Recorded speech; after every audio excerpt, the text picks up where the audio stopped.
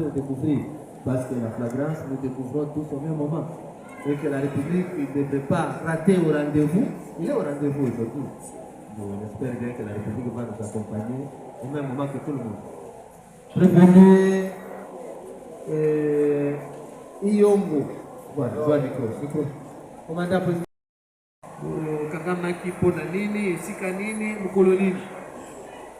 Là, pour que nous ayons la réalité parfois pour la désobéissance sur le trimestre.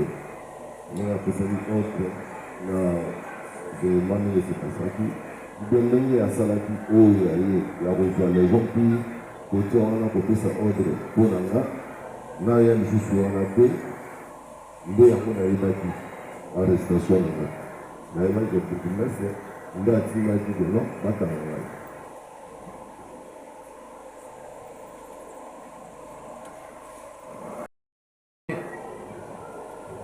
Ceux qui ont solo n'a pas été créé le chef, quand on commence à poste, la première chose à la salle, et bon, on a besoin d'éléments où il y a un poste. Pour la mission d'avancement, à Kangabango. Mais à Tikadi Bango, à Sanissi Bango, on a besoin d'éléments à les gens. L'événement n'est pas que le secteur n'a dit non. Et c'est l'événement où on a vu qu'à l'île, on s'est dans le tribunal, il y a criminalité. Il y a criminalité où ça va. Il y a criminalité. Bon. Criminalité à l'église. Il y a un va venir du chef.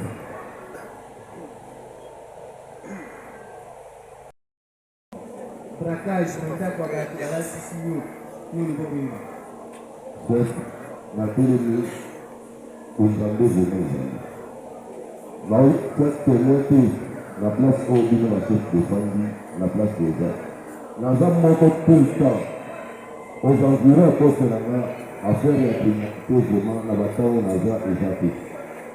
Place où on a dit, Bazou, Bazadis, vraiment menacé, on va faire la criminalité.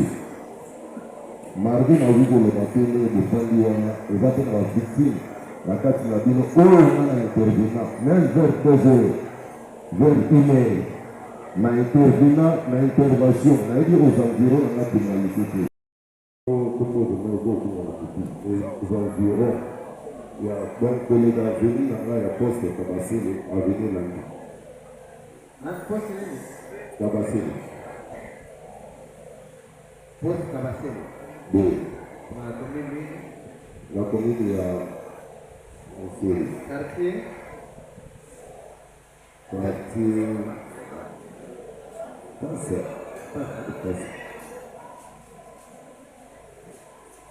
Passe à combien? Bon, na bureau ya poste na yo na esika mutakupatia combien de postes de police? Donc, 3 postes de gens aujourd'hui.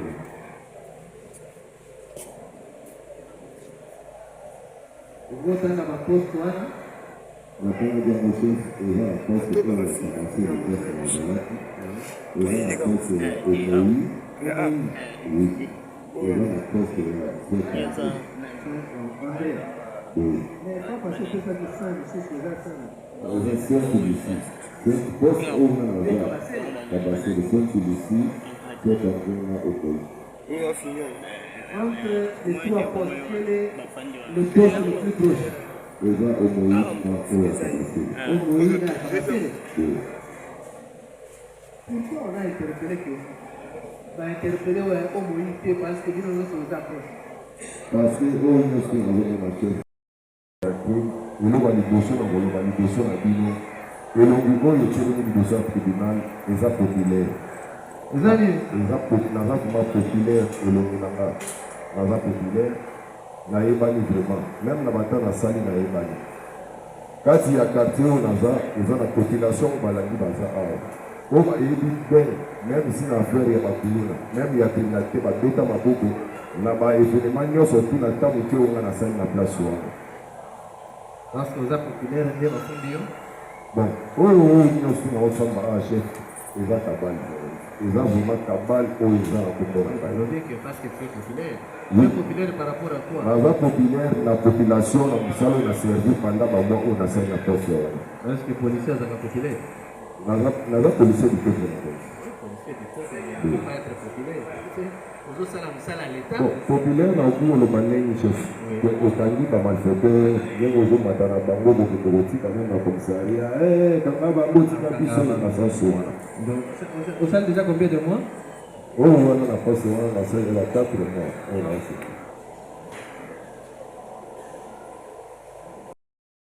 Parce que lui, il a dit de ramener le corps du défunt au lieu où il était. Oui. À part ça, on a fait un élément là, les gens. Là, on a fait ça, on a fait comment on pose à la bonne à la personne. Il a dit, va aller pour la vie. Lengi azwaki belema babengaki ya légion asangisi bango na oyo abikaki na poste place nazala yango bazala wana ngai soki na komi na ye wana Qui Congo? Originaire de qui Congo? Dans quel secteur? Secteur de Pouille. Pouille. Le secteur de Pouille. Province aussi de Pouille. Le territoire de l'Orient.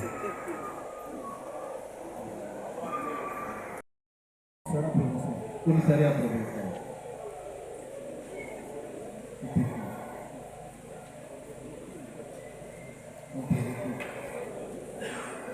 Vous êtes commissaire principal. Commissaire principal. Commissaire principal. Vous avez fait votre formation. C'est Mali. En quelle année? 1998.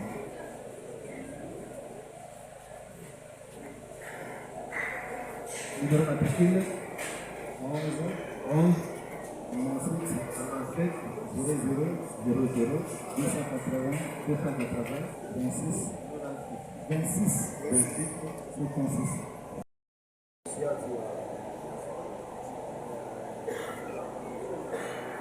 Alors, on a associé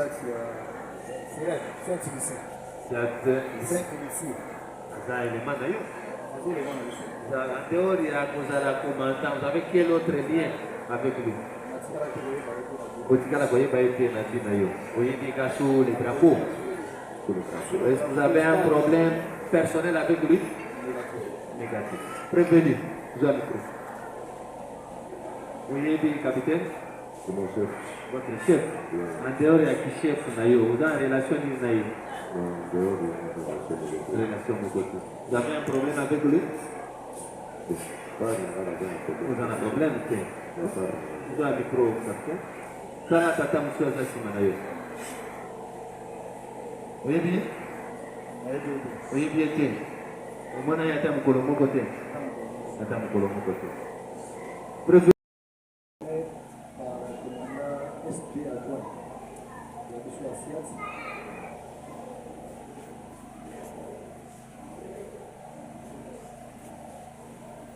Est-ce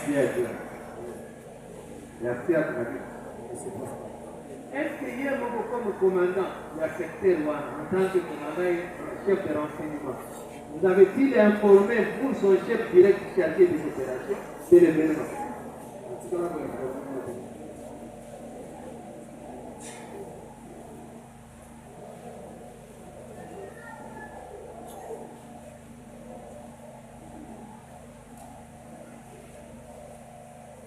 Il y a l'objet au Bengakier, au pays ordre et à Kolubaï certains bails.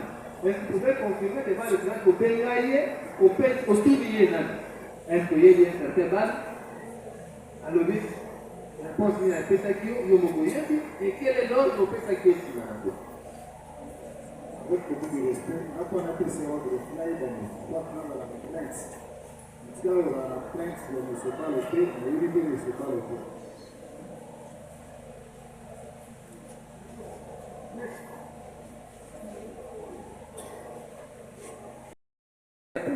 Ordre T, il y a un certain balu, peut ordre à Kukanga balu.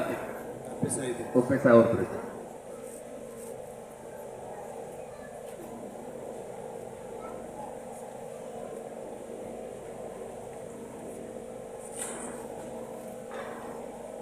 Revenu Bessakate.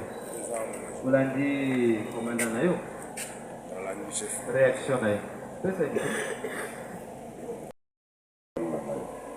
eza soni mpe eza pasi nakoloba yango te mpo na incline chef na baordre na ye ou chef awa nazoloba na kosimbo elingaki ezala bien soki telefone na nga malgré telefone na nga etikalaki na légion pire bokomona même na date na baheure oyo ya arrestation ya monsieur Balo chef aza wana ayebi yango bien azalaki temps ya kosolola na komanda oyo ya légion pire ntango bazwi Balo moto ayebisi ngai bien zwa kombo ya moto yazwi Balo na place bake na ye asoki na komanda ya légion pire c'est mon chef direct atelemi awa nayoki kokandela yango na présence na ye lolenge ezalaki aza chef na nga soki aye aloba oyo eza bosembo liboso na bino chef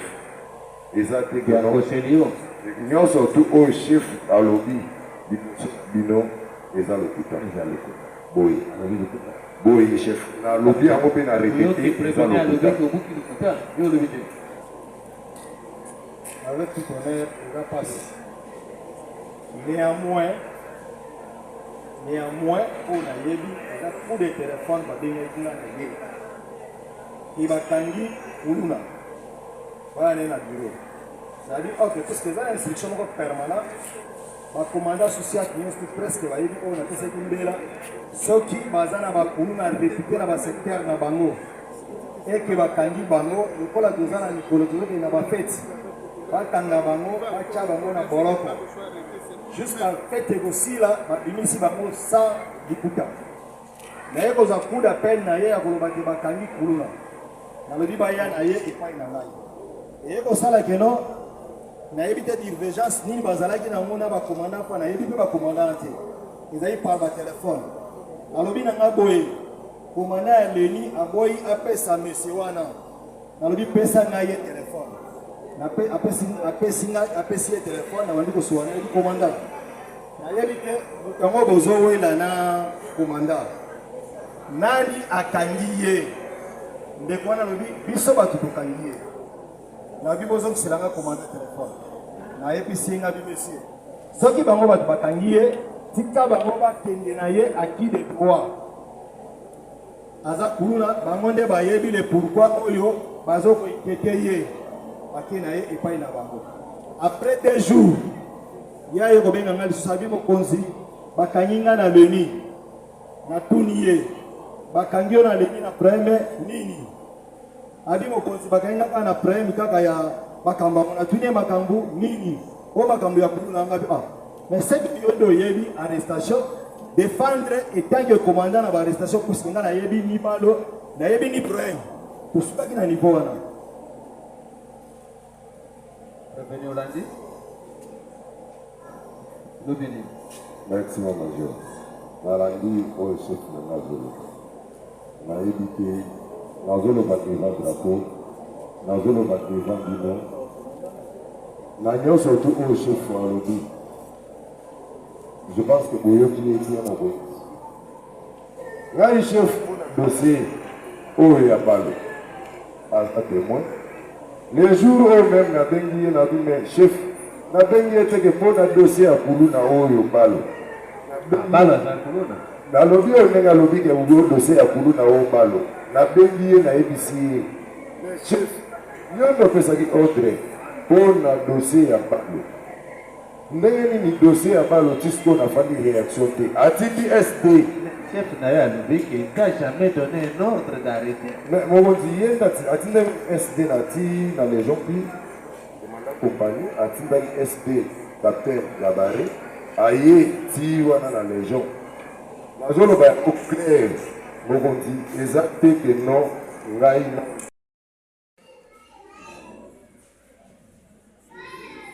Aussi, au Monaïe, vous vous souvenez des balades au Monaïe.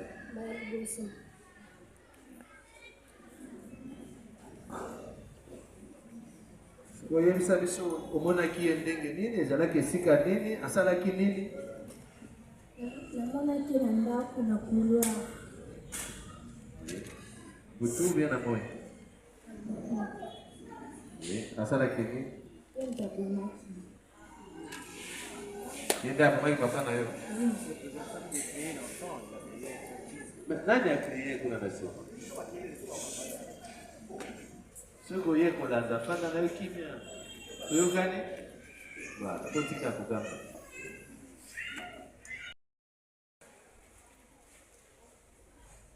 Mara tabaki basubuni.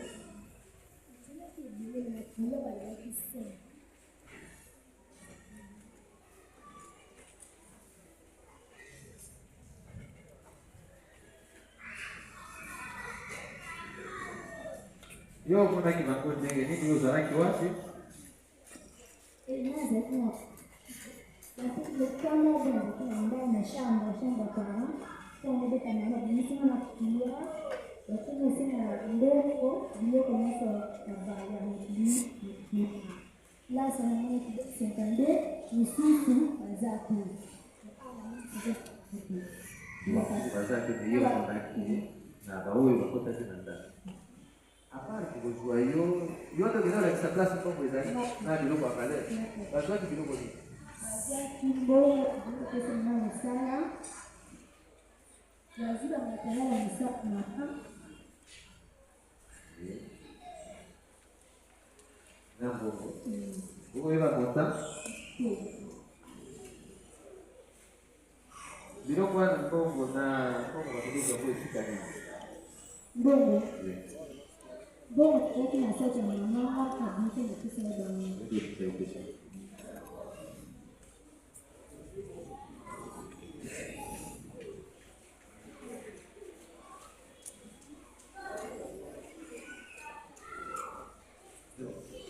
Mbongo wana yo bisa kiteni. Ukenda inaita mwana yaka pesa nisho mbongo je basala Kwa kwa shamba. Na nimesema pesa na sisi kama mwenzangu. Na wale la isabisho wa sasa ni watu wa jimbo na wale kwa kama kuna msala na pesa bangu. Hayo bakini sisi bwana ile kwa ya valea. Na pia sana na kwa moja na mama bazia deni kwa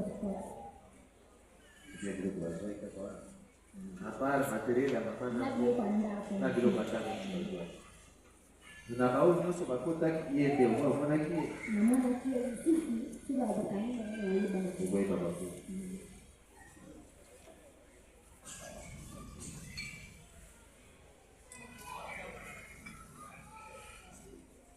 na kartia sio mwana katatao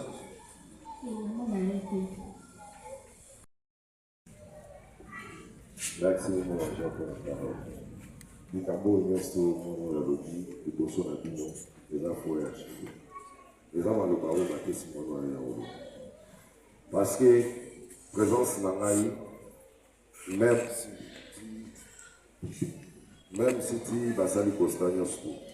Rafi azalaki wana nazasi nasalaki même ici epai ya l'inspecteur oyo auditionnaki biso ayoka garçon oyo namoni mpe ye lelo na tribunal moto arelataki bafe nyonso azali namoni bobengi aza awa chef na nga nakosepela mingi boyoki oyo mwana oyo alobi boyoka mpe botala mpe même ici jour ya confrontation po bomonake mwana oyo bazopesa ye baparole ya koluka kocharge kobebisa réputation oyo yanga nde na telemi yawo ayebi oyo ye alobaki obona ngai meme isi na monsieur balo oyo lelo naokaki na tribunal échange ekomi ngai mama na ye alobi ngai nde nabeti ye fimbu nini tu mwana oyo amonaki chef na ngai la fille tokoti tozosala constat na ndako mwana oyo azolela papa na ye mwana oyo azolela papa na ye bango nyonso fatu moto officier de permanence abi je pense que eza papa oyo ya mobali oyo akufi biso tuna couloir tuna kati ya lombango bayokaki kokomona ntina azomaîtrise population na bayanki wana tu bayaki chef bayokaki meme nti bazobenelanga na fille afandi bazolela papa na bango nyonso ozomona toki awa ndenge garçon wana azosplike biso mais elongi oyo soki emonanaki vraiment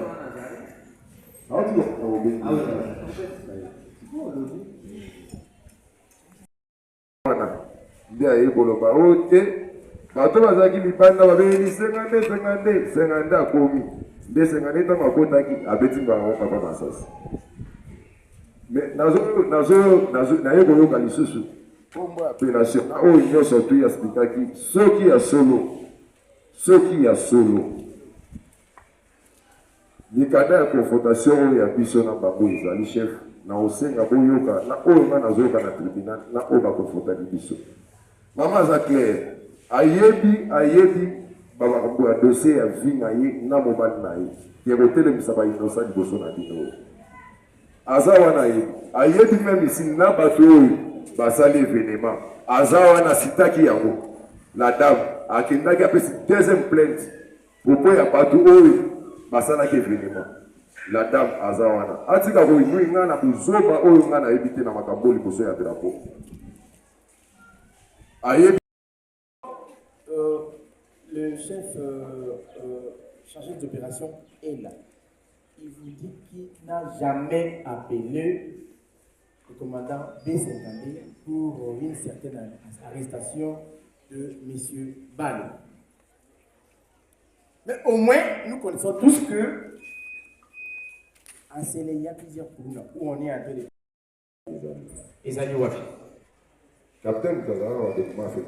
Monsieur le Président, si nous posons ces questions, la défense, tranquillisez-vous. Monsieur le Président, le prévenu par devant vous a travaillé avec les collègues Odiko au niveau de Kibanteke, commandant Siat. S'il a quitté de là parce qu'il a été soupçonné d'une certaine affaire de mort d'homme. Arrivé chez le major Aziza, où il a encore œuvré, c'est toujours pour le mort d'homme. Et là, il y a eu mort de 2 personnes, un papa et son fils. La personne soupçonnée, c'était lui. Et voilà pourquoi le monsieur a disparu. Nous faisons allusion à ça pour vous dire que c'est ses habitudes, Monsieur le Président. Le chef chargé d'opération est là. Il vous dit qu'il n'a jamais appelé le commandant B52 pour une certaine arrestation de M. Bale. Mais au moins, nous connaissons tous que à Sélé, il y a plusieurs poules où on est en train de... La partie va citer sur devant cette partie. Le document qui a régulièrement été cité ne compare pas. Votre maître, la loi est claire. Si il était vraiment à temps, qu'il a boycotté votre tribunal, fera l'application de la loi, vous allez le comparer comme étant témoin défaillant. Le renseignement demain, on va vous identifier rapidement. Le nom c'est comment? Le nom? Meilleur. Meilleur ou bien meilleur?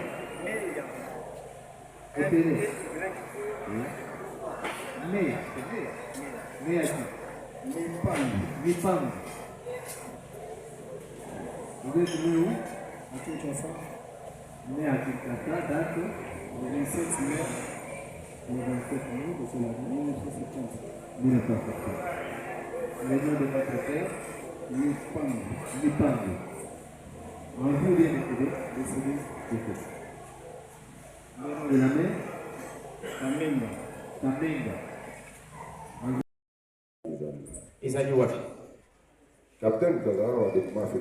Monsieur le Président, si nous posons ces questions, la défense, tranquillisez-vous.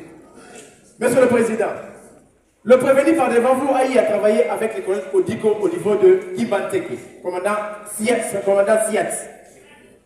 S'il a quitté de là parce qu'il a été soupçonné d'une certaine affaire de mort d'homme. Arrivé chez le major Aziza, où il a encore œuvré, c'est toujours pour le mort d'homme. Et là, il y a eu mort de deux personnes, un papa et son fils. La personne soupçonnée, c'était lui. Et voilà pourquoi le monsieur a disparu. Nous faisons allusion à ça pour vous dire que ces habitudes, monsieur le président. C'est capital. La loi est à bout votre honneur des arguments. Il est en train de chercher comment incriminer mon client. Il ne voit pas comment vraiment l'inculper votre honneur. Il va aller chercher ailleurs pour tâtonner, pour dire que qu'est-ce que ça a à voir avec les dossiers ici, votre honneur? Est-ce qu'il a le jugement, les condamnants sur des maîtres, votre honneur? Nous disons non. Il ne sait pas comment l'incriminer parce que c'est un innocent qu'il a amené ici. Il commence à citer Tata Moroboye, Akoufa Gina Mouananaye. Quel tata? Il donne les noms de ces tata qui étaient décédés. Quel tata? Quel monsieur qui était décédé avec son enfant? Est-ce qu'il a un jugement attestant que mon client ici était l'auteur de meurtre, votre honneur?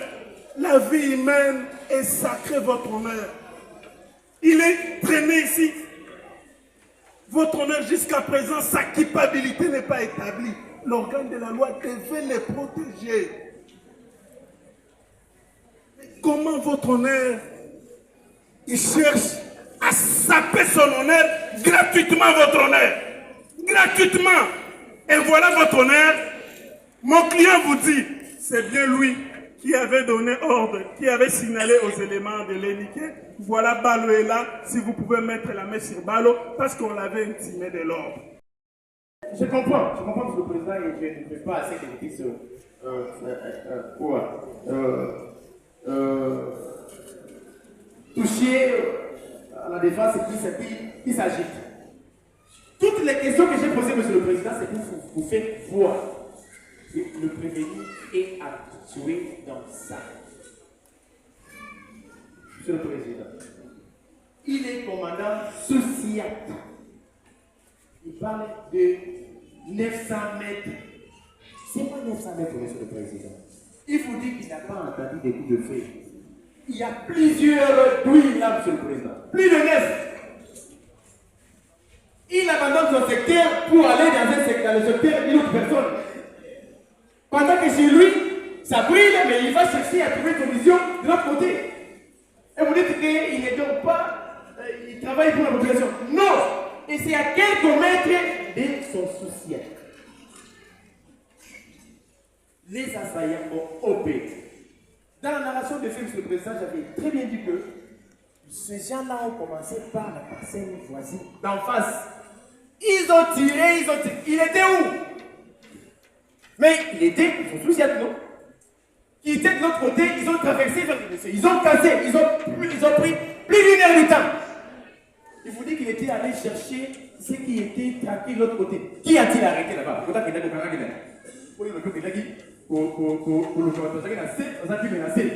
as arrêté qui? Pendant que la société n'a pas, la secteur n'a pas abordé Moutou. Ils sont les matins, comme tout criminel qui se respecte, tout criminel qui doit réellement vérifier de ce qui s'est passé la nuit, en retournant au lieu du crime. Il s'est fait un mot samaritain, monsieur le président. Au moment de l'arrestation de monsieur Balo, il ne savait pas que c'est Balo. Et Balo en arrête pour l'affaire de meurtre. Il ne savait pas. Et c'est pas pour rien qu'il a été même remplacé par les éléments de la Lénie.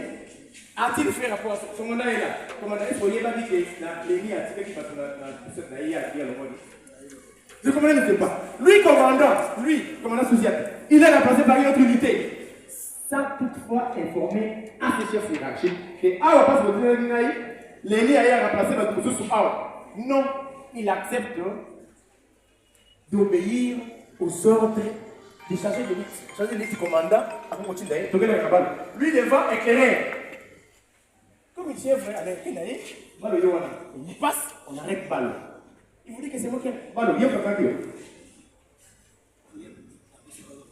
Il y a un second de toi, il y a un peu de temps. Il y a un peu de temps, il y a un peu de temps.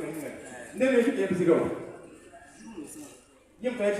Voilà ce qu'il a dit. Il était en train de préparer par le sénateur qui dit c'est faux, monsieur le président. Monsieur le président, il y a plusieurs questions. Comment emporter? Nous allons y revenir. Vous allez oublier. Bon, le commandant de cette année, au S2. La ligne, on a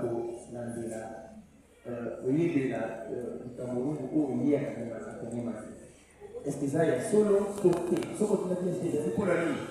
Dans le classé, il y a sur la table SD, la SD sur la commande dans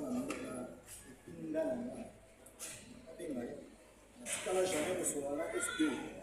La jamais on peut faire émission tout meeting de vidéo la table c'est Merci beaucoup. Merci beaucoup. On peut ça dans les B50 B50.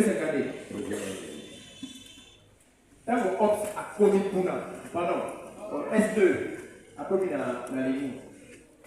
Où il y a une sécurité. Dieu sait qu'il a caché, non? Vous avez contacté dans SD. Toi, SD a déjà un bureau pour soit là commandant la ligne. Donc, pour y a SD, on dit qu'il y a des SD à y pour Ops c'est fatigué. SD est envoyé. Avant SD à Coco, là il faut remettre la bénédiction. Là il y a la bénédiction, la décision. Comment ça se dit? Arrestation pour ne pas qu'il y a pas le. Nous avons pas le nation. Le commissaire au fan de la carte à l'Élu, qui subit une réaction pour voter. Il dit que les chefs à Ebisinga, la team SD a passé le dossier à vos présents. Après quelques temps, on a dit donc dans Villiers Britannique, on a mon SDAE qui n'apporte la caché à donner dans la carte. Même si monsieur parle à donner à vous la présence de la team chef, là il faut bien venir au niveau. Voilà que vous avez caché. Voilà, on a caché. Donc, vous voyez, il y a une atteinte là. Oh, tu vas la témoigner. On doit aller à la caché. Ça va sur le maïs, à la latin, à tout le monde. Sur l'arrestation, on a pourquoi il n'y a pas la bénédiction côté, la haute tribune nationale SD, par le dit que non, par le dit que la promesse est acte. Vu que nous sommes dans une période vers le festin, arrêtez de courir pour ceux qui cherchent à trouver la quiétude des citoyens congolais qui habitent scellés, afin que les périodes des fêtes se passent avec toute quiétude.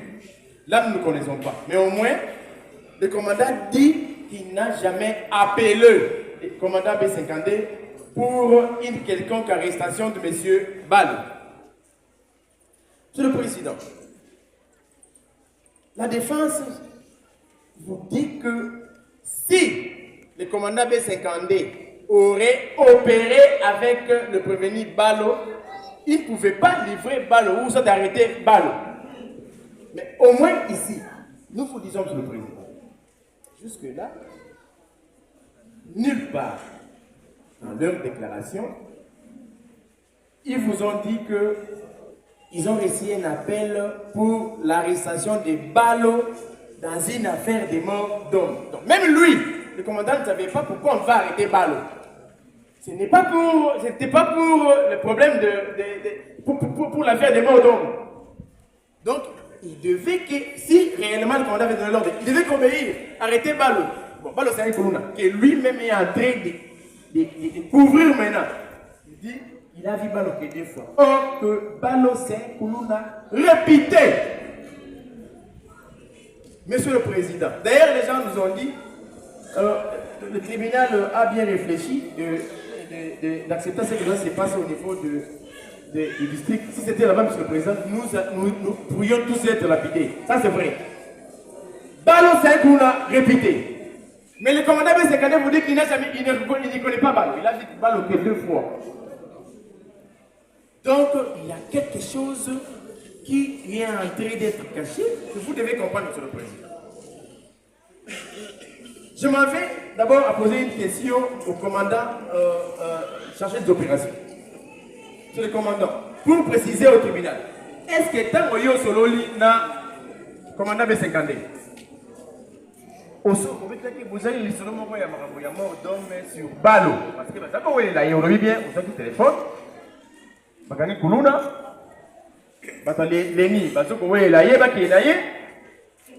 Alors, selon you, les solos, il y a mort d'homme et zalaki sur Bango, sur Yango, discussion ou comment? Jusqu'à preuve du contraire, la Yébi pose.